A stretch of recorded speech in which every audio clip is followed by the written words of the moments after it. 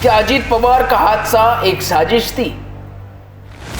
क्या कहा उनके भतीजे रोहित पवार ने? नमस्कार दोस्तों, मैं आपका दोस्त सुदर्शन अपाले और आप सभी का एक बार फिर से स्वागत करता हूं हमारे अपने चैनल में, जिसका नाम है राष्ट्र धर्म। रोहित पवार का सनसनीखेज खुलासा। महाराष्ट्र की राजनीति में आज एक ऐसा भूकंप आया है दोस्तों, जिसकी गूंज दिल्ली तक सुनाई देगी।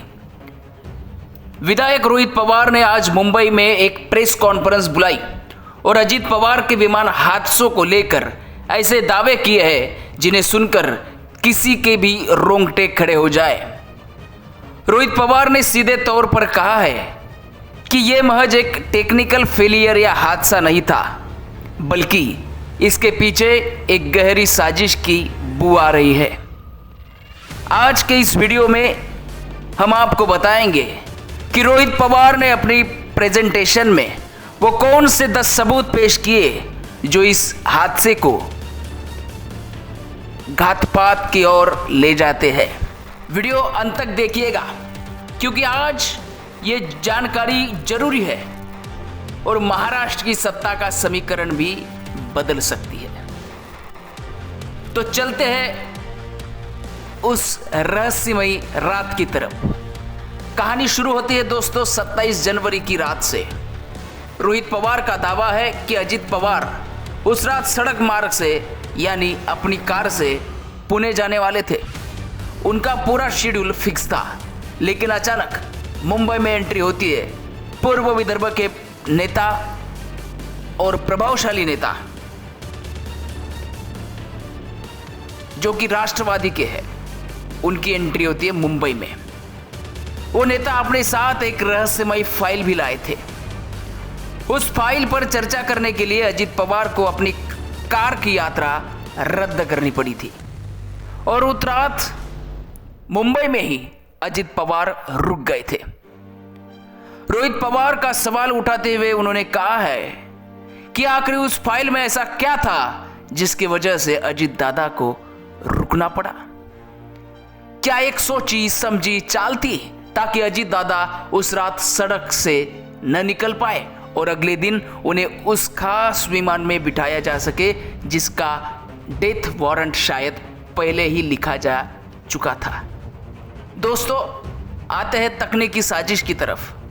अब बात करते हैं उस विमान की जिसे रोहित पवार ने एक उड़ता हुआ खटारा साबित करने की कोशिश की है। पवार के मुताबिक ये विमान 16 साल पुराना था।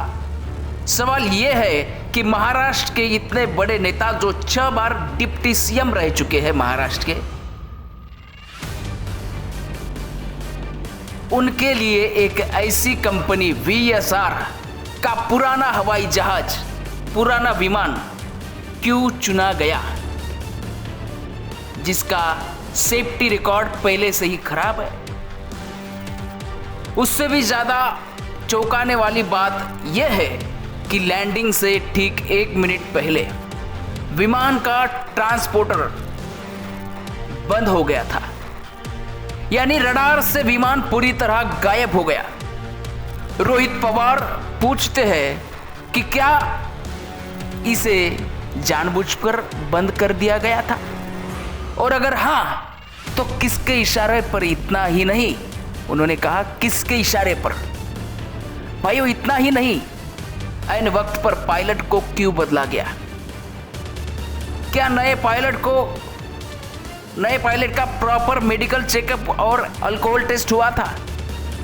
रोहित पवार का आरोप है कि पायलट का चुनाव और विमान की तकनीकी स्थिति दोनों ही इस साजिश का हिस्सा नजर आते हैं। जांच की मांग करते हुए रोहित पवार ने कहा कि आज अपनी प्रेस कॉन्फ्रेंस में एक बहुत गंभीर मांग उन्होंने की है। उन्होंने कहा कि पायलट और ATC यानी एयर ट्रैफिक कंट्रोलर के बीच जो आखिर बातचीत हुई उसका ऑडियो टेप सार्वजनिक किया जाए। आखिर पायलट ने आखिरी पलों में क्या कहा था? क्या उसने किसी खतरे का अंदेशा जताया था? पवार ने साफ कहा कि उन्हें महाराष्ट्र की स्थानीय एजेंसी की जांच पर भरोसा नहीं है। उन्होंने मांग की है कि इस पूरे मामले की जांच अंतर्राष्ट्रीय स्तर की एजेंसियों जैसे AIB या अमेरिका की NTSB से करवाई जाए। उनका मानना है कि जब तक कोई स्वतंत्र वैश्विक संस्था इसकी जांच नहीं करती, तब तक ये सच कभी बाहर नहीं आएगा कि उस दिन आसमान में असल में क्या हुआ था। भाइयों, एक ही निष्कर्ष इससे निकलता है, रोहित पवार के इन 10-12 कड़े सवालों ने आज पूरी सरकार को कटघरे में खड़ा कर दिया। दोस्तों, क्या यह अजित पवार को डराने या उन्हें रास्ते से हटाने की कोई साजिश थी? क्या राजनीति इतने निचले स्तर पर आ चुकी है कि अब विमानों के साथ छेड़छाड़ भी कराई जा सकती है? रोहित पवार के पास मौजूदा ये जानकारियां इशारा कर रही है कि दाल में कुछ काला नहीं, बल्कि दाल ही काली है। अब देखना यह है कि सरकार इन तकनीकी सवालों का क्या जवाब देती है। दोस्तों, आपको क्या लगता है? क्या रोहित पवार के दावों में सच्चाई है? अपनी राय कमेंट बॉक्स में अंदर जरूर बताएं और इस वीडियो को ज़्यादा से ज़्यादा शेयर करें ताकि सच दबने ना पाए। मिलते हैं अगली स्पेशल वीडियो के अंदर। तब तक के लिए जय मां भारती।